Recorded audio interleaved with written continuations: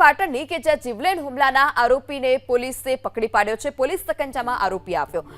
પોલીસે આરોપીને ઝડપી ઘટનાનું રિકન્સ્ટ્રક્શન કરાવ્યું। થોડા દિવસ અગાઉ 5 યુવક પર ધારિયા અને છરીથી હુમલો થયો હતો। ઇન્સ્ટાગ્રામ પર રીલ અપલોડ કરી હતી અને રીલ્સ ડિલીટ કરાવવા મુદ્દે આ સમગ્ર ઝઘડો હતો।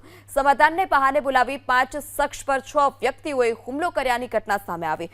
પોલીસે ઘટનાનું રિકન્સ્ટ્રક્શન કરાવી આરોપીને કાયદાનો પાઠ પણ ભણાવ્યો છે।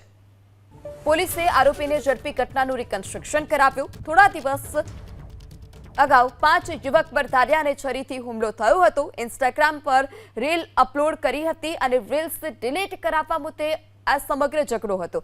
સમાધાનને બહાને બોલાવી 5 શખ્સ પર 6 વ્યક્તિઓએ હુમલો કર્યાની ઘટના સામે આવી। પોલીસે ઘટનાનું રિકન્સ્ટ્રક્શન કરાવી આરોપીને કાયદાનો પાઠ પણ ભણાવ્યો છે।